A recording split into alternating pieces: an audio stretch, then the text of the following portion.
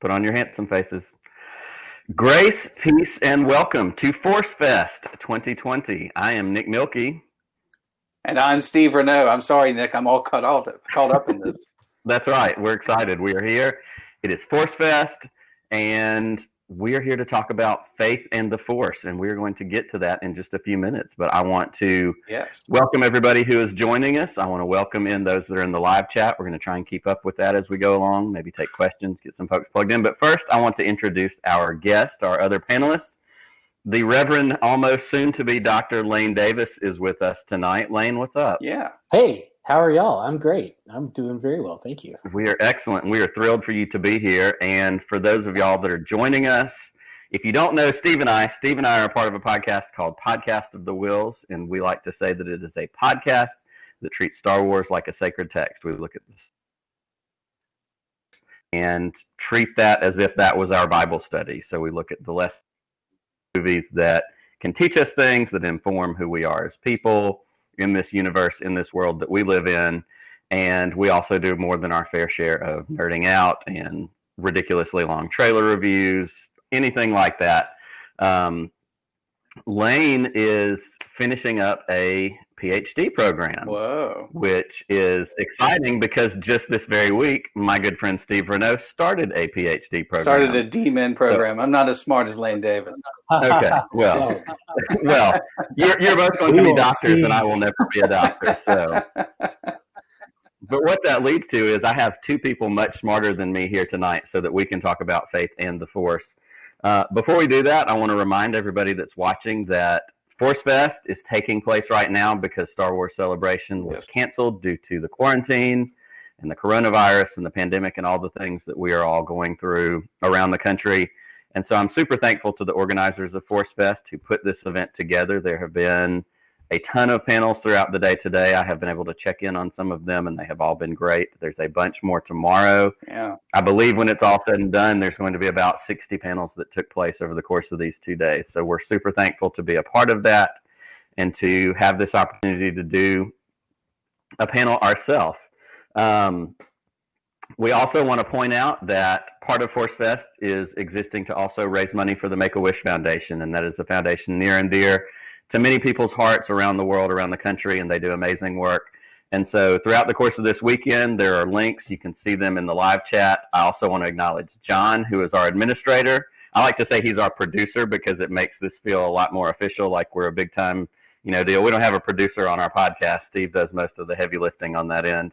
I don't know, man. You've been picking up the slack. I've been dropping it lately. I'm thankful for you. Well, John is keeping us going tonight on Forcefest, and we're thankful for that. He's going to keep that link for Make-A-Wish up there, so we hope that y'all can donate and contribute to that wonderful cause. We really appreciate that.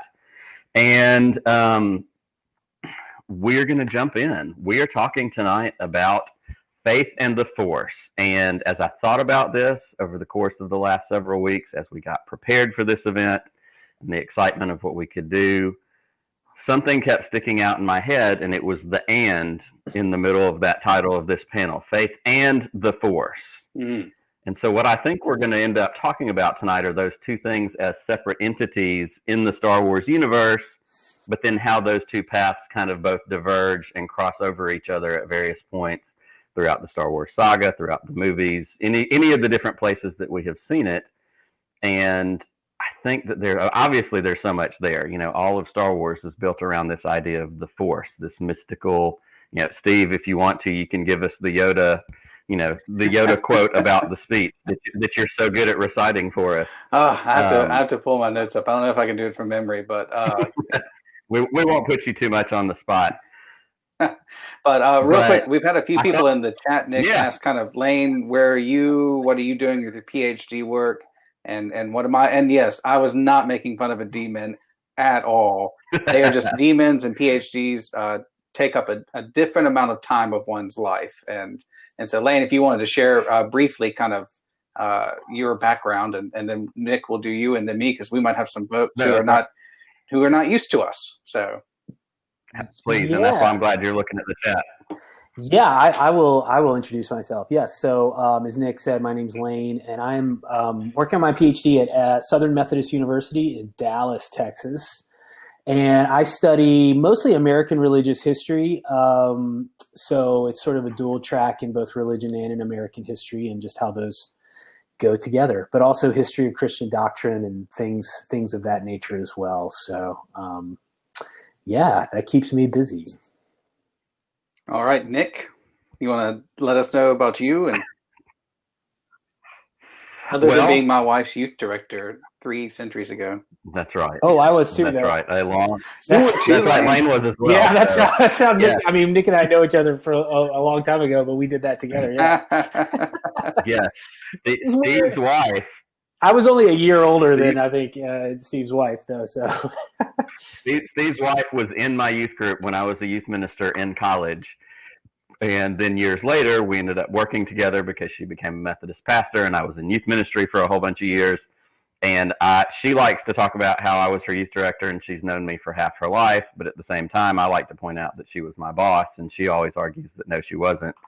But I was in youth ministry for a whole bunch of years. I work in nonprofit now, and I do not have a PhD or a DMin. I am just a dude. I have 4 daughters and an amazing wife, so I'm completely outnumbered in my household. And I have my little corner of Star Wars that you can see behind me, and I do a podcast with Steve. And I do a podcast with Nick, and I'm Steve. I'm an ordained United Methodist elder. That's kind of like a pastor or a priest in the United Methodist Church. And I started a DMin at Duke University this week, and so I'm kind of freaking out. And but no classes today. That was weird. And looking at, hopefully, writing a thesis on the role of lay orders from the primitive church into the modern era, and how laity have been used for ministry and not just the ordained. So, but also Nick talked about faith in the Force. We actually have a podcast. We'll try to post that after this, where we dove into faith and the Force. A couple of years ago, we did that. And one of the things that we did was, of course, in Star Wars, everybody has some form of faith, I would say, but some people have faith in the Force, and some people have faith in other things. Han Solo has faith in the Millennium Falcon and in his blaster, and so I think it's an interesting thing that just because we're talking about faith, it doesn't necessarily mean religious. Faith is what you put trust in, what you put belief into. Or does anybody want to push back on me with that?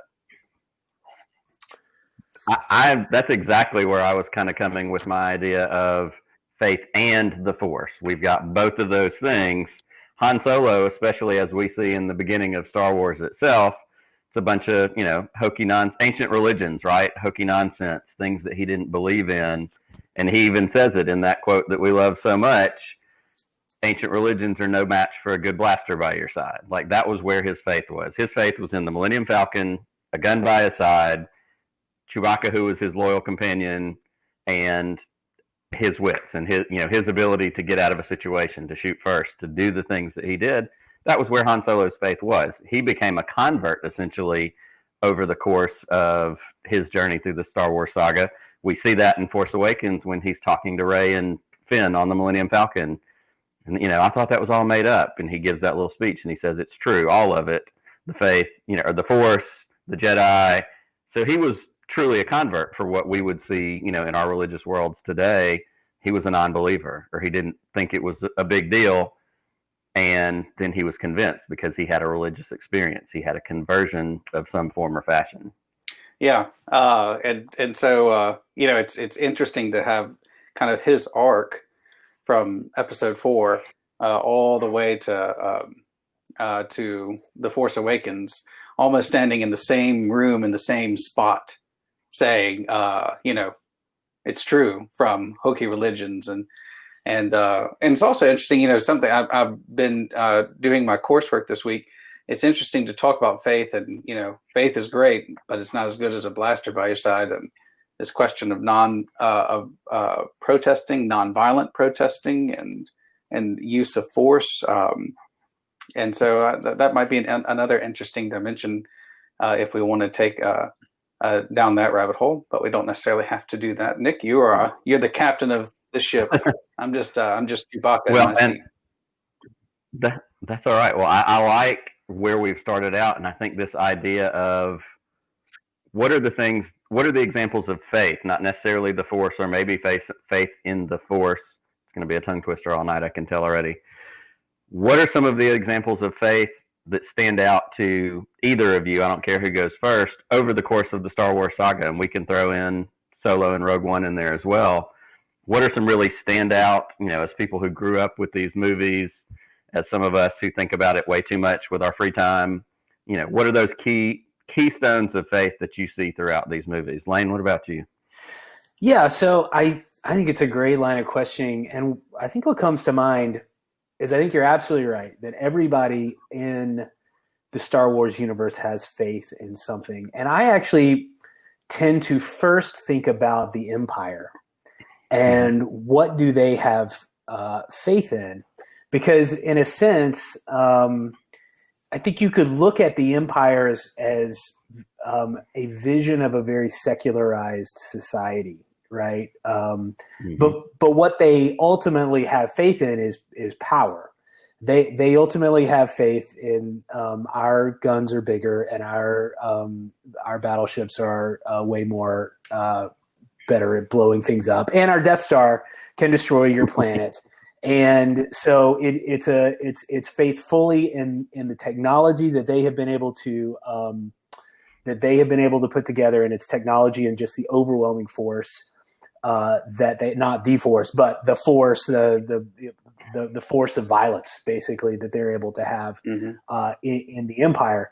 And in a sense, the faith that you have to have as a rebel, or that without even getting into the faith that you would have as a Jedi, is really a faith that says might does not make right.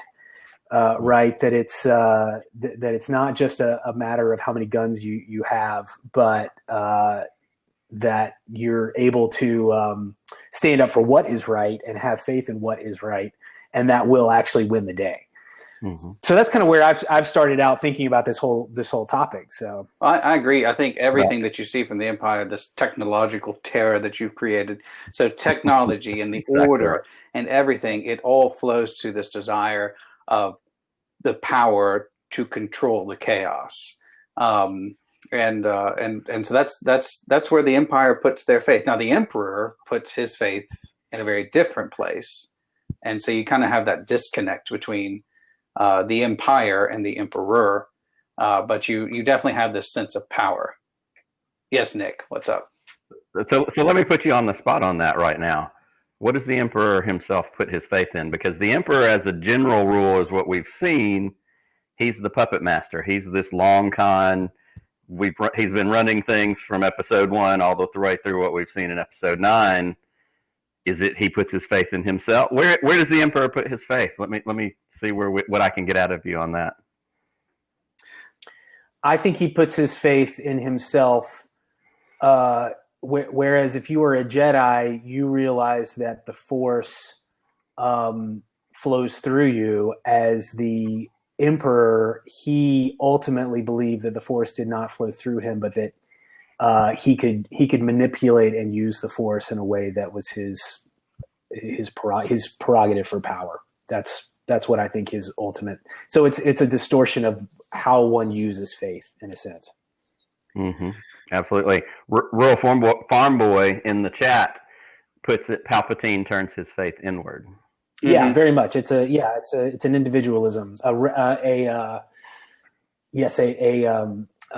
rabid individualism in a way, I guess. It's what Luther. But at the same time, sorry, go ahead. I was going to say, at the same time, he's turning that faith inward, but we have these little glimpses of maybe his uncertainty, where he's telling the tale of Darth Plagueis the Wise, where he's trying to do all of these Sith-like things to try and prolong, is that faith in himself that makes him want to try and clone himself and come back again and do these other, or is that simply, I don't know. That's kind of a funny thing to me to see. There is that faith in himself, but then where does that manifest in his weak moments? Is it learning the ancient Sith arts to try and keep himself alive, or something else? Steve, I cut you off. What were you going to say? Well, I think I was just agreeing. I think that the emperor turns his faith in upon himself, and that's what Luther, the founder of the catalyst of the Protestant movement, would say is one's heart curling in upon itself. This kind of putting your trust back into yourself and not into something out external to you. I don't think that Palpatine necessarily puts faith in the dark side. I think he puts his faith in his control and his domination of the dark side of the Force. And so, you kind of have this light side interpretation of trusting in the Force, whereas you have this dark side of interpretation of the Force of dominate it, control it, order it. And that very much flows to you do those things for power. I mean, at the end of episode 3, as he is attacking Mace Windu, he's yelling unlimited power. And so, I mean, that is what he wants. And I do agree with Rule Farm Boy. I think they just need to put Pelagius in canon, and Lucina's book was just top notch on that. And yeah, that book goes a lot into the dark side and faith and things of that nature. But I would say that Leia puts her faith in the rebellion. Okay, and I want to come to that, but I want to tack on one thing to the faith in the faith of the Empire, the evil Empire, as we sometimes call it.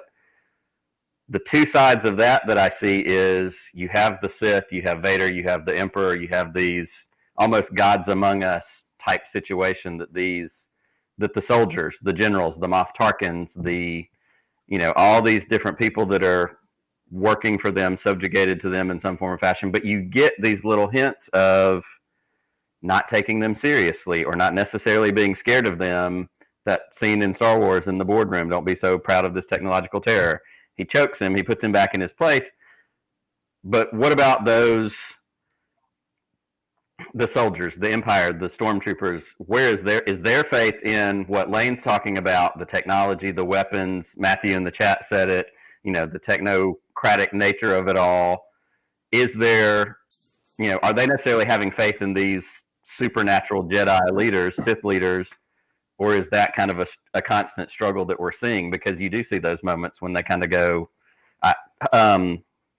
what's his name in Last Jedi, when Snoke is killed, Kylo's down for a second, he walks up there with that blaster and he's getting ready to put him down because he's like, this is my chance to get free of these guys.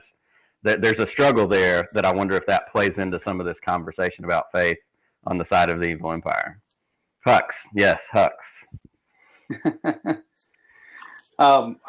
For me, I think the best kind of, I wonder what's going on in the foot soldier's head sort of thing is, I think the best place you can find that is Lost Stars. It was a YA novel. I don't know if any of y'all have gotten to read that. It was done very well, especially if you go into reading it as a YA novel. I think it might have been Claudia Gray's first novel in the Star Wars universe.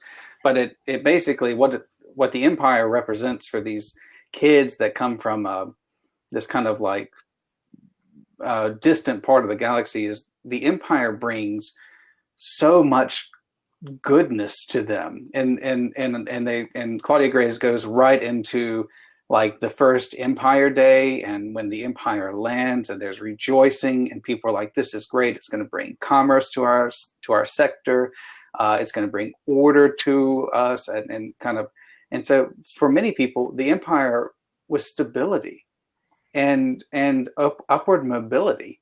And it's why you had in that book so many people seemingly sign on. And if you've not read Lost Stars, it's great. It's kind of like Star Wars meets Hogwarts, because you got kind of like the Imperial schools, and it does a really good job of tacking along through the original trilogy. But I think that's the best, and I'm sure there are other ones out there, but I think that's the best kind of, I wonder what that random stormtrooper, what does he believe in? Or that sure. TIE pilot, what do they believe in? And that's really what Lost Stars goes through. And it goes through like them, it goes through people thinking about like, holy cow, we just blew up a planet on the Death Star. And what are we calling this thing? It's a Death Star. And so there are people coming to like realization, and then you also have people's reaction of like the rebels just blew up our Death Star. We knew people on that. We knew good people who were on that. There's even a character in the book who is an Alderaanian who is part of the firing sequence to blow up his home planet.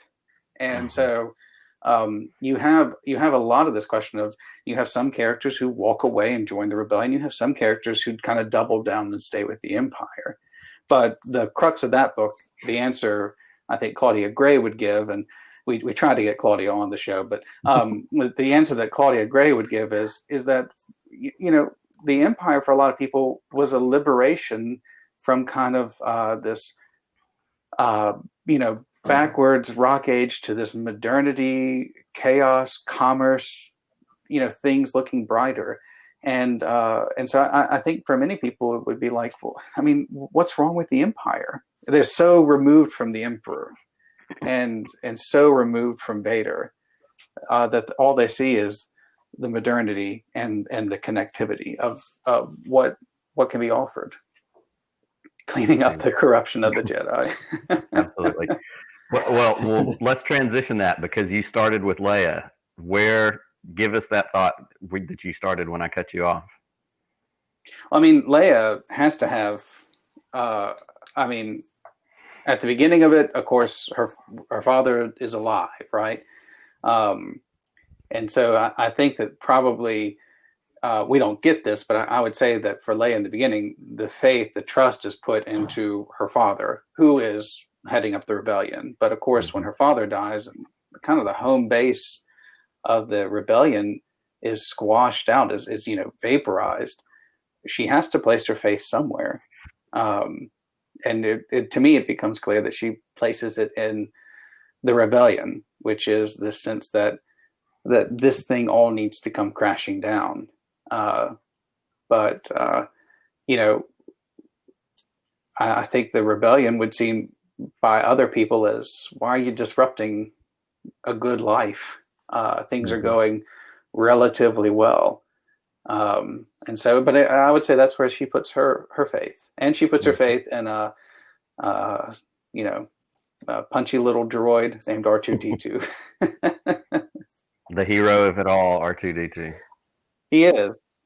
I think her arc is interesting, because I think Steve's absolutely right. You know, for the original films, that is where her faith is. But by the end of her arc in the sequels, by episode 9, you see her putting her faith into the other people in her life, and in a way, I found that very poignant. And of course, even though because of circumstances, you know, Leia couldn't play as big a part in the final movie because of Carrie Fisher's death and all of that. I mean, you almost wonder what bigger role she could have played.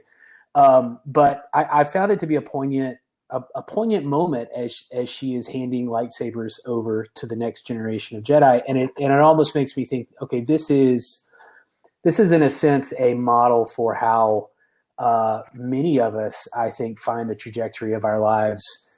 We often put our faith into large organizations or political parties or movements or all of this, and at some point there's a maturity that happens, and I hope to get there myself one day, in which we realize that really the faith that we have to pass on is not just in these human-made things that we've built, but in the people that are around us too. And I think that was a mark of Leia's maturity as well, as a leader, not just to put faith in the organization that she's in charge of as a general, but truly in the people that she's mentoring up. And so in the end of Last Jedi, we see her kind of putting faith into Poe, when he, in her opinion, when he earned it, because at the beginning of the film, Poe very much kind of had a very bad understanding of faith. He had faith. He had faith in his own abilities, but to a destructive measure. And he had faith that he had all the answers.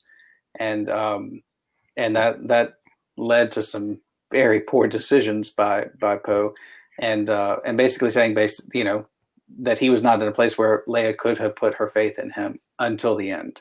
But no, I mean, at the end of Last Jedi, you very much have Leia putting her faith into Poe, Finn, Rose, Rey, and that was done, I think, fairly well. I mean, it was a little tongue in cheek when she was like, "Follow him," but I mean, it's literally her saying, "No, not just follow him out of the cave, but why are you looking at me?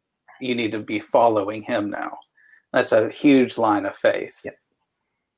Absolutely. And I think that, and Matthew just said this in the chat, and it was running through my head while Lane was talking.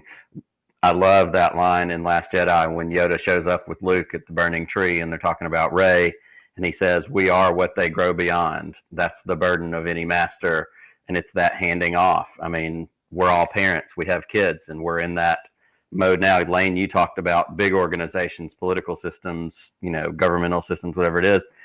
But I've got a system within my house, and I've got these kids that I hope that I'm going to, I have faith that I'm going to send. I have to have faith that I'm sending them out into the world prepared to be better than me, to grow beyond me.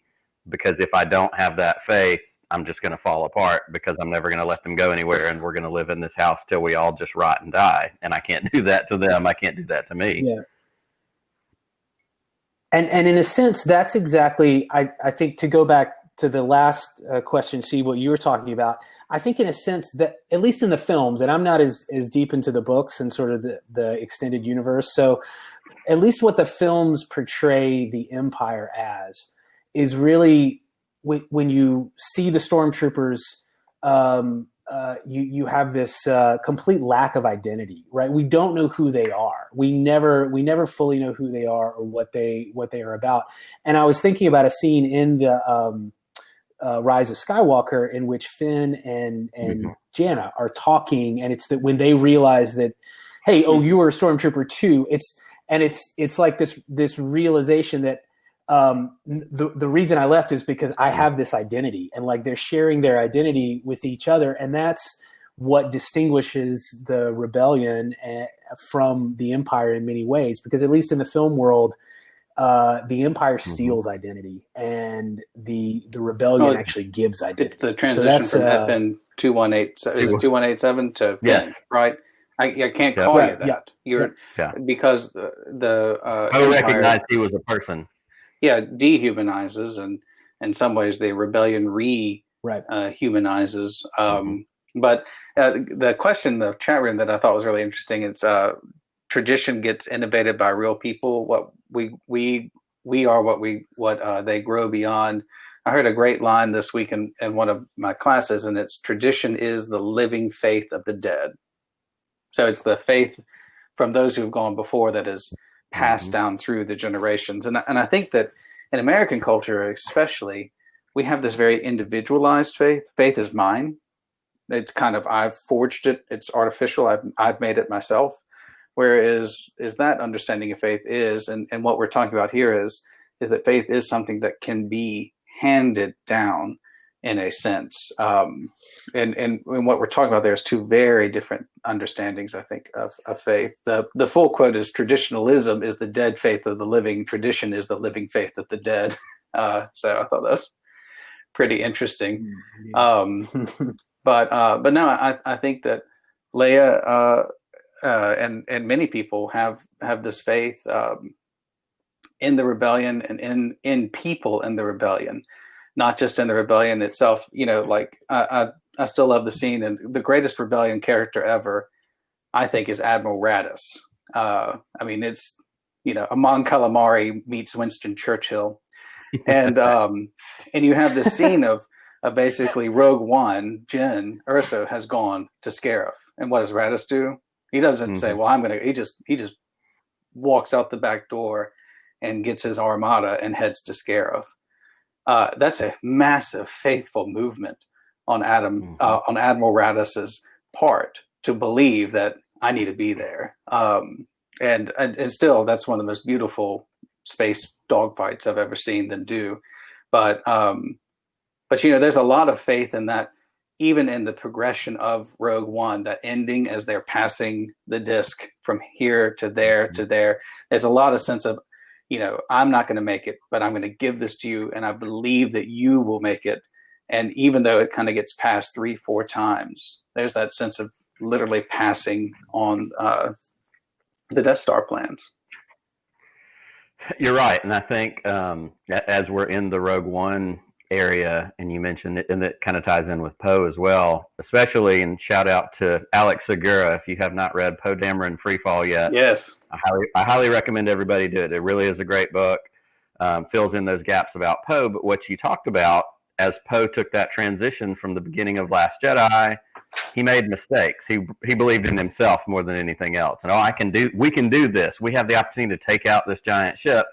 And Leia says to him, at what cost? And so there were mistakes made in this faith that he had in himself. Another example, as we're talking about Rogue One, talking about Raddus, is Galen Erso. Galen Erso made a lot of mistakes. He flip-flopped. He was a part of the Empire. He's an Imperial scientist. He did all these things. He designed the Death Star. But when it came down to it, he had faith to hide that flaw in the middle of the Death Star with the faith and hope that somebody would find it, or he'd have the ability at some point to get that word out there for somebody to activate that, to trigger that, explosion. And it was, realized in Jyn and the way that story plays out. But to me, that brings up the idea of faith in the face of the mistakes that you've made, and faith in the idea of, I've done these wrong things, but I still have a path to go on. Poe went down a dark path for a minute before he became the rebellion hero that he would become. And, I think there's a big connection there as well. Well, you could even, so when we did our discussion on faith, we just did it for like a snippet in episode 4, right? But you could even look at faith and mistakes in just the various relationships that people have with Anakin Skywalker and Darth Vader, right? So you have Qui-Gon having this massive amount of faith, and you have Obi-Wan really not having that faith in him. Reluctantly having that faith. Or, did he really have faith in him, or did he have I think he had a loyalty to his master. A loyalty to Qui-Gon. You had Luke's. You clearly see that Obi-Wan has lost faith, because by Return of the Jedi, Obi-Wan is saying, he's more machine than man. He's lost, right? Don't go after him. There's no hope for him. And Luke's saying, I can't do that. I gotta have faith that I can bring him back, that there's still good in him, there's still light in him. And so, you constantly see just how people respond, how they interact with Anakin Skywalker and Darth Vader. You constantly have this understanding of different levels of faith, and broken faith and misplaced faith. And even the Emperor had misplaced faith in Darth Vader. And so, that's, to me, that's the person who carries all the way through the 3 trilogies, is basically the complexity of Anakin Skywalker and Darth Vader, because he is still a massive deal even in the 3rd trilogy, even though it's his ghost that is kind of haunting. So I think that's an important thing is to note that throughout the whole trilogies, you have Rey believing in things, Finn believing in things, and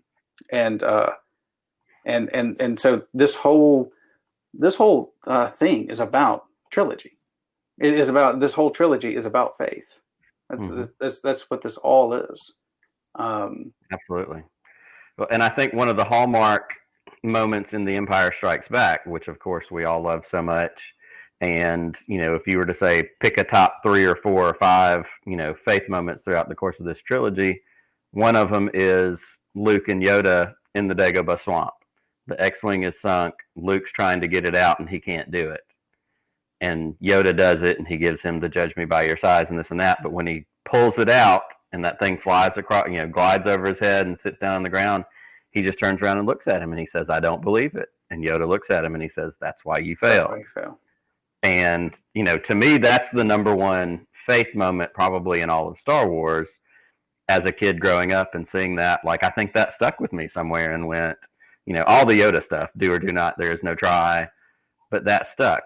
You didn't believe it, and so of course you can't do it. And I tell my kids all the time, I want you to believe in yourself. When they struggle in school and they're having a hard time with math, I'm constantly telling them, I know how smart you are. I want you to believe that you're that smart too. That confidence thing that you're trying to build in preteens. But we have it as adults. I'm almost 42 years old, and I still have moments where I need to think back to that scene and remind myself to have faith in myself, I mean, that's in what people confidence around is. me. It's based in the word fidelity of faith. Confidence is Mm-hmm. having faith in oneself. Mm-hmm. For sure. And one of the things that I preach a lot from my pulpit is churches are really good about having faith in God, but churches are terrible about having faith in themselves, and that God would have chosen them for a task to do something. It's not, when you talk to a church of, hey, let's build showers for a homeless ministry, or let's do this, let's do that. I never hear somebody say, I don't believe God can do this. I don't think we can do that. And so the problem with the church today, and you'll hear a lot of people talk about the decline of the church, and the reason for that, I think the problem with the church today is a faith problem, not a faith problem in God. I think the problem in the church today is a faith problem in itself. But I might be wrong on that. But I think that a lot of religion right now is questioning who it is and what it is, because let's face it, religion is on the decline in America right now. And so it's not having the impact that it once had, but that doesn't mean it means it can continue to have an impact, just in a very different way. Absolutely. And that's why this Star Wars to me is this amazing thing, because it can broaden the conversation to faith. There are people who are Star Wars fans who are not religious, but speak in very, very religious ways about the Force, and whether we like it or not. And I say that I like it. Star Wars has shaped how we believe and see the world in some fashion, and so that's my soapbox on that. It's a good soapbox. We're glad to stand on it with you. Well, and we have this idea too, and we hear about this a little bit in the journals of the Whills and the things that we know about that from books. We see in Rogue One, we see Jeddah and the temple at Jeddah, and we hear about the faith of the force of others. There's this idea that we're all a connecting point in the Force, whether we believe in it, whether we, like you said, there are a lot of people who are not Christians, who are not Muslims, who are not Hindu, who are not all these different faiths, but there's still a connecting point that we all connect to each other in this world. We connect in the places that we go in our life, and we see that in Wars. And I looked up, because I was trying to be a little bit researched and prepared, faith and the force of others, and this is from Wikipedia, all the great work that the people at Wikipedia do. What is the force of others? To ask this, you must ask one question and 1,000. To a cultist of the Hui Tani, you must ask, what is the exhalation of the true amphibious God? To a Jedi, you must ask, what is it that binds and defines all life? To a child of the esoteric pulsar, you must ask, show me the secret pages of the Book of Stars. And then the part that I like says, to a faithless man, you must ask, what power enables prophecy and sorcery in a world controlled by logic and law? And so we have this idea to these who, the Force agnostics like Han Solo, that come and they live, by the faith in their own selves and in their own dashing good looks and abilities to do the things that they can do. What power enables prophecy and sorcery in a world that is ruled by logic and law? And we see that struggle over and over again in Star Wars, because you have the Empire, which does have the Sith element, but is very much rule and structure and logic. But then it's kind of thrown a little bit into chaos by these Sith Lords who are coming in there going, we have our way, and you're just here to do our bidding. I think you're right. We are all, the Force is this uniting thing. You're a part of it, whether or not you realize it or not, or part of it or not. Is there something in our culture today, in our galaxy, that is synonymous to that?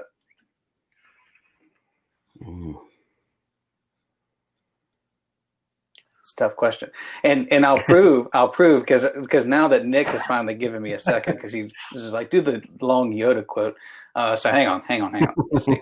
Size matters not. Look at me. Judge me by my size, do you? And well, you should not. For my ally is the Force, and a powerful ally it is. Life creates it, makes it grow. Its energy surrounds us and binds us. Luminous beings are we, not this crude matter. You must feel the Force around you, here, between you, me, the tree, the rock, everywhere. Yes, even between the land and the ship. And so there's a universality to the faith, right? So even if the tree and the rock are not conscious of the Force, they are contributing to the Force. And of course, when we see Jin first encountered Chirrut in the temple of the Force there, what does he say? He doesn't say the Force be with you. What does he say? The Force of others be with you. And so the Force is everything. Even those who are not part of the Force contribute to the Force, and kind of have that action and reaction with the Force. And so the question that I posed and to y'all is there something synonymous to that in our own galaxy? Something that is a kind of baser element to it. Because notice what comes first, life or the Force? The answer is life, right? Because life creates it. So the Force is a product of life.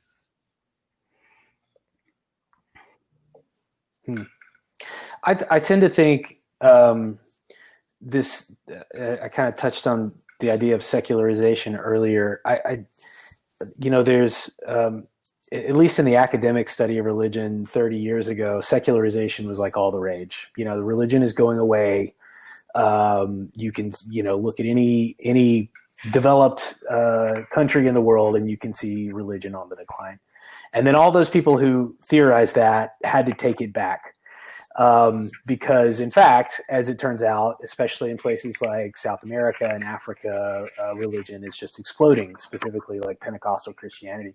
But even in places that are the most secularized, so the Soviet Union for most of the 20th century, once that fell, religious surveyors went in to ask people about their faith. Even in a place where faith was outlawed, there were still remnants of faith. Now, it looked differently than it might have otherwise, but even a society built to literally kill faith could not do it. And so, while there are plenty of people, I think, who don't believe in a God or don't believe in a religion, I kind of don't believe in secularization. I don't think it actually sort of exists. And so, in a way, we all make decisions on that, but we still live in a very enchanted world, and it's maybe not as in an organized way as it used to be, with sort of under one umbrella of Christendom. But it's still a very, very religious world, a very enchanted world. So that's sort of where I see the parallel. What do you think, Nick? I have a theory, but I'm curious. Go. I want to hear your theory. I'm here for you. So for me, this kind of thing of you are part of it, whether you put stock in it, whether you put faith in it, is for Christians, I'd say that our version of that is the Imago Dei, the image of God, which basically states that all of humanity, basically all of creation is created by God. So the rocks, the trees, the ship, the land, the force that binds all of that is the creative force of God. And then for us, we have this thing on another level, which is the image of God, the Imago Dei, the fact that all of humanity, not just those who espouse to the Christian faith, but that all of creation has the image of God. Was created in the spirit and likeness of God. And of course, different Christian denominations and sects have understanding of how, do we still have this? Did we lose it? Or has it been corrupted?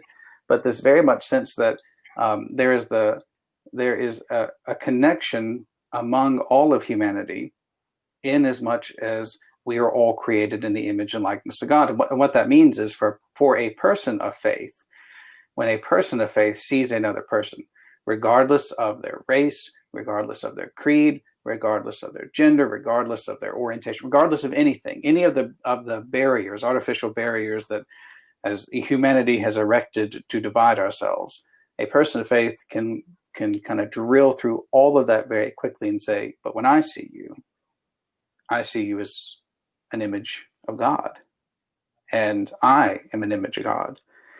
And so there's this sense that all of this that has been erected to divide us, the ship is too big, the rock is too heavy, is that all of that is secondary, is come later, because at our root core, we were created in the image and likeness of God. And that allows us, whether you ascribe to that belief or not, for a Christian, that is something that binds us to the larger galaxy. And so, and so to me, whenever I hear the Force, I hear that kind of understanding of, you are connected to everything. And to me, the creation of the universe by God and the creation of humanity by God gives me that same kind of bond to the visible and invisible that surrounds me.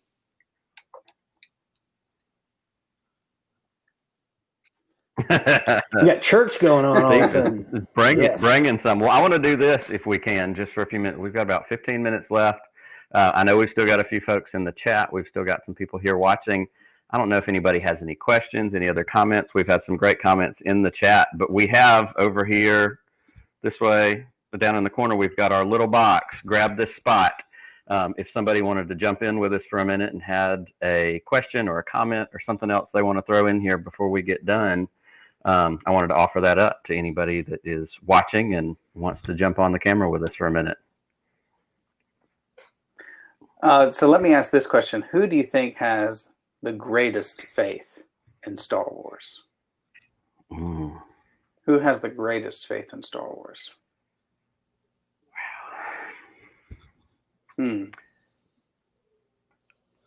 That is tough. I'm gonna go. This could be wrong. This is off the top of my head. I'm gonna go with Yoda. I think Yoda ends up with the greatest faith because he is willing to take on hopeless causes. All right, Nick, who do you think? We got some good folks in the chat throwing out names there. Oh, Matthew. We do, and I'm gonna. Oh, all right. Then I'm not going to steal what Matthew said in the chat. Qui-Gon and Ahsoka. I'm going to let him do it. The two Jedi that seem to be while he's getting in here, getting loaded up. I think there's not for Qui-Gon. Not going to Qui-Gon feels like having to go along. Spoiler alert with Ahsoka. He's able to see that. Y'all are both talking at the same time. The corruption of the Jedi. Yeah, I'll be good. The corruption of the Jedi right. and hang on, Matthew. You go and then Nick. Say that again, Matthew. Forward. I'll be quick. Qui-Gon, the sensitivity to know and to see where the Force is leading, even if it doesn't fully make sense in light of what the Jedi have called for and their structures and rules, except that he can play ball when he needs to. I do like a good and he's gone. Nick, who were you saying? I was going to throw a vote out there for Qui-Gon, and I feel like Qui-Gon, to a strong degree, is kind of the last vestige of the original Jedi, the older school, higher Republic, Jedi in their prime. Like, he was the end of that, because as we come into the prequels, and of course we only get Qui-Gon for that first movie, but at that point, the ability of the Jedi is, stuck and can't, their vision is clouded. They can't see what's going on, and we lose him. And so then we have Obi-Wan, who struggles in his faith, not only with the Jedi, but in the things that he was entrusted to do with his master. But I feel like Qui-Gon was on it. And I think Qui-Gon's ability to be as close as he was to Yoda, to kind of been imparted with the forced ghostification that they talk about, I think he was very faithful as a Jedi, very true to what the Jedi Order was supposed to be. I think Qui-Gon, in my opinion, best Jedi ever. I think that when Qui-Gon was knocking around, the Jedi had faith. The Jedi had faith in themselves, and I think Qui-Gon had faith in the Force. So that goes back to, just because there's faith doesn't mean that it's placed in the right place. It's put in the right place. And so I think Qui-Gon trusted in the Force. And in fact, he says that, I think he says that at least once or twice to Obi-Wan, trust in the Force, Obi-Wan. And whereas the Jedi are very much putting trust in themselves. And so, I mean, I think that Qui-Gon is one of the greatest Jedi ever. And another great Claudia Gray Master and Apprentice book, I think just kind of elevates that, even having the trust that he has into Obi-Wan, even as rebellious as Obi-Wan is in that book. But I don't know, I think he's the greatest Jedi. I don't know if he has the greatest faith. Definitely Luke is up there, even though he loses faith, but he regains it in a kind of and that was slapsticky way. Well, and that was going to be maybe my counterpoint question to who has the most faith. Who, over the course of the Star Wars saga, maybe struggled the most with their faith? And I think there's certainly a vote to be made for Luke, because when we find Luke, he doesn't have the Jedi. I know the Jedi. I know the Force. Crazy old Ben's an old wizard out beyond the Dune Sea. And then his faith grows in these. It grows quickly because he's thrown into all of this. But it starts out as early as this crazy old man that rescued me in the mountains that I've known for 2 days. He dies. He started to teach me this thing. His ghostly voice tells me to turn off my targeting computer right before I'm about to do the biggest thing I've ever done in my life. Like, he steps out, but then you're right. He loses that faith, and we see that in his arc in this sequel trilogy. Are there other bigger losses of faith or a faith journey or arc comparable to his? Matthew says Admiral Mahdi, his lack of faith was disturbing.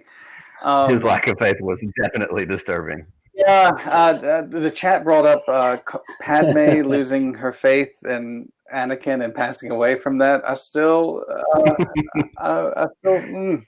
big one. That's a big one. I still might skip through that a little bit, that scene. But I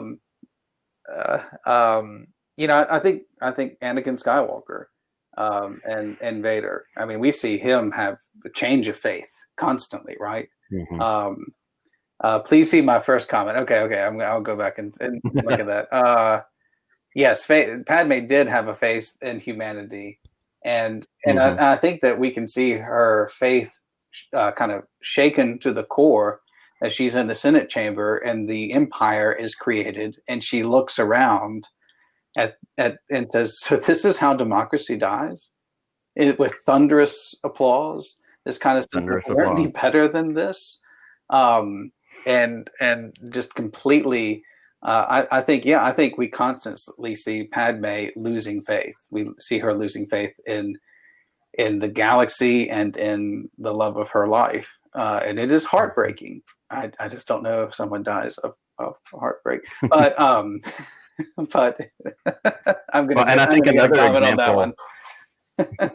I think another example, if I can throw it out there for a minute, there's a struggle and a loss of faith on some level. The faith journey of Ahsoka to me is so strong, and as being somebody who was of an era that like Clone Wars wasn't really my thing until later after it was over with, and I went back and revisited it. But in the beginning of those episodes that I saw, she was just this young whiny kid and Sky Guy and all these things. Nips. But she eventually leaves the Jedi Order of her own choosing because she lost faith in a system that lost faith in her and didn't stand by her in a moment when she struggled. And she leaves, but she eventually comes back and she says, "I'm not a Jedi," but she's still clearly a person of faith in the Force, faith in people. We see that in this last, episodes in the newest Clone Wars arc, and what she does in Rebels and the way, that wraps up, and you have this new faith leader. I think her journey is really, really exciting, and I think covers a lot of those bases. And I've heard a few people like, how can she be, how can Ahsoka not be a Jedi and all this stuff? And I think the answer is, and Nick kind of just said it, she didn't put her faith in the Jedi. She had her faith broken with them, or they broke it with her. She put her faith in the Force. Luigi brought up Asajj Ventress, very interesting faith journey there. I'd even say Count Dooku had an interesting faith journey as Count of Sereno. But we got 5 minutes, Nick. I think we should end it on a high, funny note. Who comedically has the worst placement of faith in the whole saga? Like, why did you put faith there? I got a good one. I think I've got it. Well, I have one too, and if I steal yours, I'm sorry, but I feel like it has to be Padme putting faith in Jar Jar to go into the Galactic Senate and vote on her behalf. Okay, Padme putting faith into Jar Jar. I do want to. Kareem put out Chirrut is probably up in the top 5 of most faithful people. Chirrut's faith Absolutely. In both the Force and Chirrut's faith in Baze. Lane, worst faith placement in the whole Star Wars saga. I think it was Jabba the Hutt's faith in those chains. Excellent. Like, you win. I mean, like those were going to work. All right, tonight. My choice. What about yours? Is the Gungan leadership's faith to put Jar Jar as a general in the Battle of Naboo. Yep. We saw that play out in real time on the screen. At no point did he do anything there like, yeah, that's the guy we need leading our army. But no, so we will say 2 poor placements of faith in Jar Jar Binks. Although before we get into Jar Jar Kevin hating, in the chat says they were actually. Before we get into Jar Jar hating, Ahmed Best, amazing actor, new Star Wars, very amazing show. We're not Ahmed Best bashing. Also, first CGI not character, Jar Jar, all this stuff. Not at all. Not doing that. But I'm just saying, shouldn't have been a general. Shouldn't have been a senator. Absolutely. Well, I'm going to do this. We've just got about 3 minutes left, and I want to start circling us in so we can land on time. I want to shout out John again, our producer, John. Yes. For keeping us up to date in the chat, keeping us on time, keeping all the technological things going. I want to thank the organizers of Forcefest. This has been so much fun for us. I really enjoyed all the different panels and things that I got to see today. I look forward to checking out more of them tomorrow. I want to encourage you to donate to Make-A-Wish. I know John hopefully can put that link up one more time if you missed it earlier. Such a worthy organization, such a great thing to support, a great opportunity to be a part of that and to be in support of that. And also, and I didn't say this up top, Get Vocal, the platform that we're using tonight, they are making a 33% match on all the donations that are made throughout the course of Forcefest this weekend. I saw an update earlier today that they were already well over $500 just in the first part of the day, so I'm excited about that. I want to thank Lane for joining us tonight. I thank you for taking some time to get involved in this and bring all your wisdom and smartness to it. Steve, thank you for being here. We wish both of you excellent journeys and faith journeys with your studies and schooling. Nearly $1,700 raised. Did you see that? Oh, wow. $1,700. Excellent update. It's like the tote board. It's like a telethon. Yeah. Awesome. And if you want to check us out, we are Podcast of the Whills. You can find us on most all of your podcast areas, Spotify, Apple Podcasts, Google Play, Stitcher, Overcast. We're out there. We have an Outcast. We'll join up with Outcast. They can come on the show. Check us out if you want to follow us on Twitter. We are at WillsPod on Twitter. We try to keep a pretty active Twitter presence. And we thank all of y'all for joining us in the chat, for joining the panel and being here with us. We had a lot of fun. And I will say, may the Forcefest be with you. Always.